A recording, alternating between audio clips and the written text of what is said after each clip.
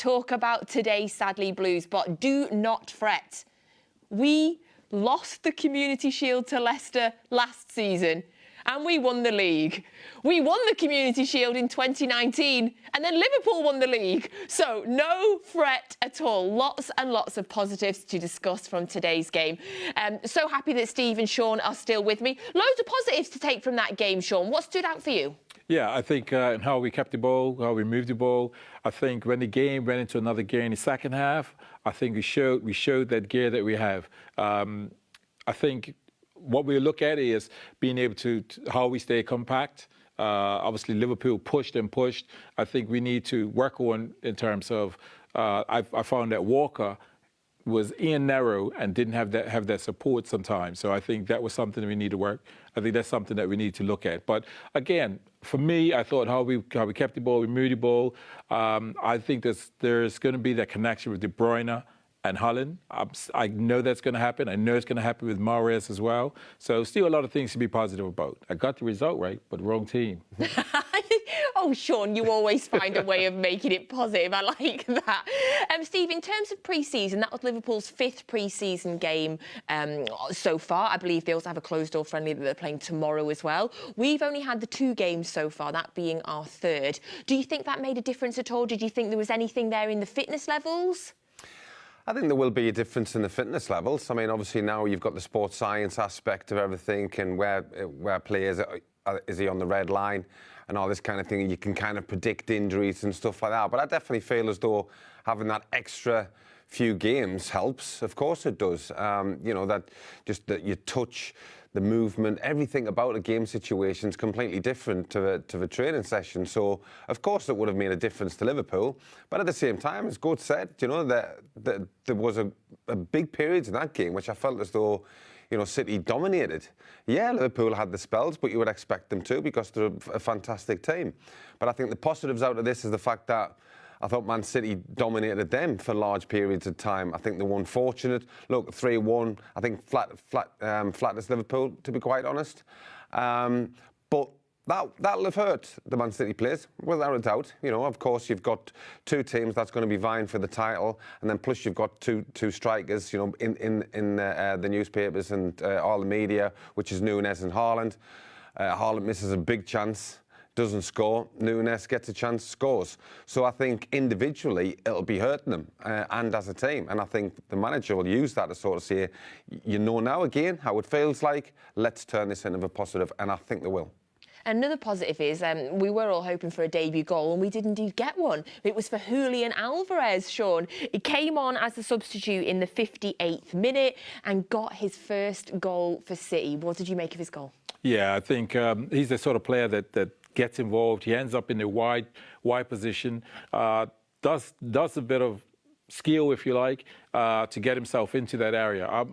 I'm pleased for him as a striker coming on because he'll be sat there knowing he's also a big striker and wanting to get more minutes. But the fact he's come on and scored, I think that'll be a huge thing for his confidence as well. A big part of that goal as well was Phil Foden, who came on at the same time as him. Both of them came on in the 58th minute, linking up there for that goal. They both had a tenacity about them. They kept going. Phil Foden had the bit of skill, and then Alvarez was able to pounce on that loose ball, Steve. Yeah, I mean, obviously both of them come on at the same time. The message from the manager is change the game, turn it back into our favour. And ultimately, both of them have done that. You know, when we first looked at it in real time, I didn't think it was offside, and then I didn't think the goalkeeper had getting, you know, full grasp of the ball. So I wasn't surprised that it got turned around. But of course, you know what you're going to get with Phil Foden. I mean, obviously, Goetz is his biggest fan, and I'm not surprised because I mean, let's be honest, he is a wonderful player. It's really the first time I've seen Alvarez that much. And I think, you know, it could be a star in the making. He does actually have the mannerisms, for me, a little bit like Aguero. You know, and if he's halfway near as good as Aguero was, then you've got an absolute top striker on your hands. Yeah, I've desperately been trying not to compare him to him because it feels like an unfair amount of pressure on him. But that goal is 100% one that you could have seen Sergio Aguero scoring, Sean. Well, yeah, I mean, strikers read these situations. Again, he gets his foot on the same time as the goalkeeper, so Liverpool fans are probably thinking, no, it's not. But he gets himself there and earns that bit of luck. Once it comes loose, he pinches it through. Not a goal it's a goal. So you're pleased to get a goal when you haven't started a game. He's come on and scored a goal. He would love to score a goal outside the box or scream or something like that. But sometimes those are the quiet ways you make the entrance. As in, it's a game, it's a goal. He hasn't had 90 minutes, and he'll just look forward to the next game to keep making an impact. So at that point, it's 1-1, and then we have the big talking point of the game, the penalty that is awarded for a handball by Ruben Diaz. Now, I'm really pleased that we have you in the studio, especially today, Steve. Before we go on, just quickly tell everybody, remind everybody, the other job that you have.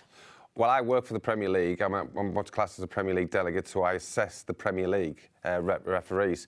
I don't look at them in terms of laws of the game, but how are they when they run the game, with the reaction with players, and looking at it from a footballer's point of view rather than an ex-referee's point of view. So we had a big discussion in London a couple of weeks ago, and obviously the handball situation was one of the things that we discussed. With that one, is there any intention from Diaz? Absolutely not.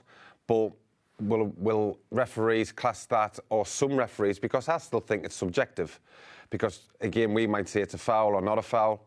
You might say it's handball. I'll probably say it's not handball, or vice versa. We've all got different kind of ideas of what we think. But my personal opinion is I don't think there's any intention there. But they'll look at it as though his arm's in an unnatural position. But then again, I think that's subjective, because what's natural to you could be unnatural to me. But ultimately, he's gone across there and decided to give the penalty. I think it's a bit harsh. But having said that, if I want to play devil's advocate and be kind of neutral, if I can be, I think if that ball hits Van Dijk's arm, we'd be asking for a penalty. I think we would. I think it just continues to highlight, it's the first game of a new season, Sean, and it continues to highlight how confused we all continue to be with this law. And exactly what you've said there in terms of the subjectivity of it. Yeah. Because for anyone that hasn't seen it, the ball is coming in, Diaz is in the air. So how is your body supposed to be if you are defending in the air, other than, his arm? Oh, yeah. And my issue as well with it, Sean, is that the ball was going wide. Nunes heads it, and the ball is going. It's not going to score that goal. That is going wide. Yeah, I think for me, his hand's in a natural position. I think when you launch your foot to reach for a ball, your hand essentially comes up in this position, and this is where his hand is. So as the ball comes back across and hits his hand, it's in the natural position from his original stretch, and so. But totally understand, if it hits Van Dijk's hand, I'm sitting there thinking, yeah, it's a penalty on today's rules. I don't like the handball today because, again, you could be in a position where you've honestly gone for a ball with your hand, with your foot, and the ball's come back off a player and hit your hand, and they're saying it's a handball, and it's like, my hand's in a natural position. Where else can my hand go if I'm launching or stretching for a ball? So, but again, if it's the other way around, I would win a penalty as well. I think the difficult thing is as well, and this is the first game really of what's going to be a long season, and this is throughout the leagues, not just the Premier League. Obviously, Craig's given that. Craig Pawson, he's given that when he's being told to go to the pitch side monitor. I think the thing which fans are pulling their hair out with is the fact of how it's inconsistent. So that might not be given in 2 weeks' time, or it might be given, and then you'll see a blatant one which is not given, and then we all think it's a penalty, but for some reason it's not given. And I think that's the frustrating one. But as I said, it all boils down to subjectivity. But I don't know. When we spoke about it in a meeting, it's just where do you draw the lines of that's a handball, that's not a handball. Was the intent? Is the not intent? It is very, very difficult. But unfortunately, in some ways, that's what makes football great. Oh, absolutely. What would we do with our time if we weren't having these long debates? I would just like to go back to when it was, if you've stopped a goal being scored because you've handballed it, then it's handball. Yeah. But hey, that would still be subjective indeed, wouldn't it?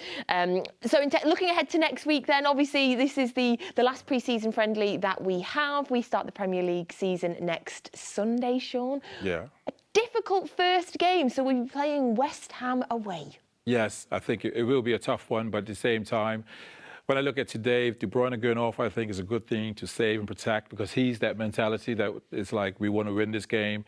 And sometimes as a player, because your desire to win, you can injure yourself. So I think it was a good move to pull him off and protect him, to make sure he's around, obviously, and playing for next week.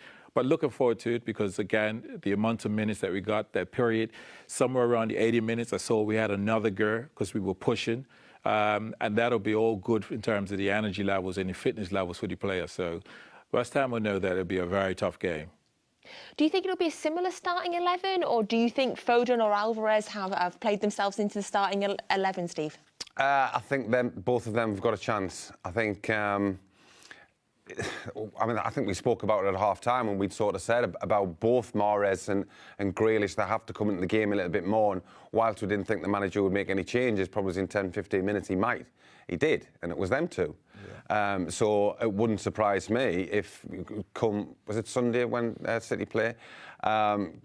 Then those two lads are starting and the other two lads are not.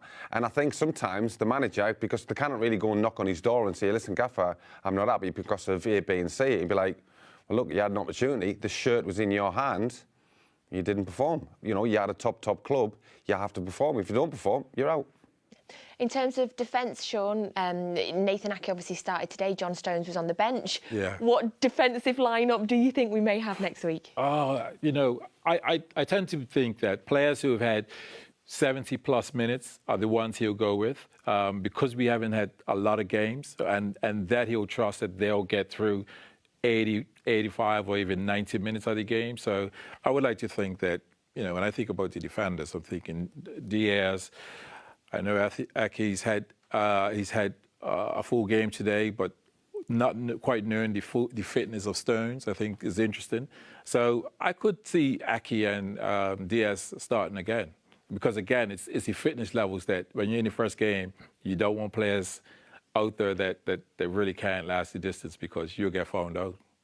In terms of the season as a whole, from what you've seen now, so 3 pre-season games for City, other teams having more pre-season games. Obviously, we've seen Liverpool up close and personal today. Steve, do you think Liverpool are still our main rivals, or are you popping anybody else in there in contention for the Premier League next season? I think you've definitely got to say Liverpool. I mean, as I said, when we looked at the team, and that was without Núñez in it, you know, it was a super strong team. I said the game when either side had spells when they were on top. But I mean, I'm not too sure you can look into, you know, how pre-season games go. Because for me, I think for the vast majority of my teams, it's all about getting your fitness. When you have top teams, you want to win, as Coach had said earlier doors. I think Arsenal have been quite shrewd this season as well in the summer with Mikel Arteta. Obviously, a couple of players from Manchester City. So they look decent. I think they've had a really good result again today against Sevilla, which are not a bad team. But for me, it's always going to be between Liverpool and City. But what will Man United do? Obviously, with a new manager. What will Chelsea do? New owners and stuff like that. So it's, I'm looking forward to the season, but I can only really see 2 teams in it. And we need to mention Spurs as well, really, Sean. Obviously, they've had a really interesting summer in the market. Yeah, it's interesting because you got Harry Kane around. You think, well, you know, quality player and what he can do and what he can produce. I tend not to think, you know, even with the players they got, the manager they've got, I tend not to think that they'll be amongst the top 3. I think they will be pushing, but I think they'll fall away. I think it'll be a bit too much. I'm more intrigued to see what United, because I know that manager had Ajax playing some really good football, and United's always had good players, but they've just never played collectively. So interesting to see what he's able to do with United. But I agree with Steve. I think that, you know, between Liverpool and City are the 2 teams that will be pushing in terms of the title. Exciting season ahead again. Also, we have an exciting end to our show, as it's time to reveal the last number 9 in our new game. Gents, have you had a chance? Have you worked it out? Pep's second signing? Has anybody given you any clues while I wasn't looking? No. I haven't had a clue. I You haven't had a clue the whole game, Sean, have you? I haven't got a clue. I thought about looking at my phone, but I thought, no, I'm not going to. I'm going to use my brain. And I've got nowhere. Well, absolutely loads of our viewers at home got it right, so congratulations to you all. Obviously, you're all shouting right now at your screen. The answer is Nolito! Oh, wow. my word. You know On what? the tip of me tongue. Yeah, because he's like a winger. That's why it never come to mind. Well, you should have told us. I would have gotten it with the info, just like I that didn't, Bungalow Hall believe one. me, I didn't know.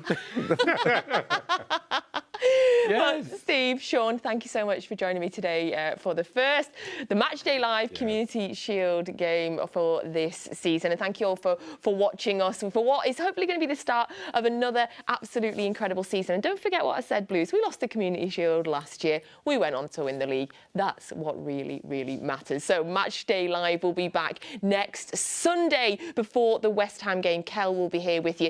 In the meantime, get yourselves onto City Plus and enjoy the first episode of our new Champions Again Together documentary. The strategy is the plan. We follow them convinced. It's always going to be difficult. You know, he was Mr. Aston Villa. His little fill-in. I'm thankful to everyone who helped me in that period.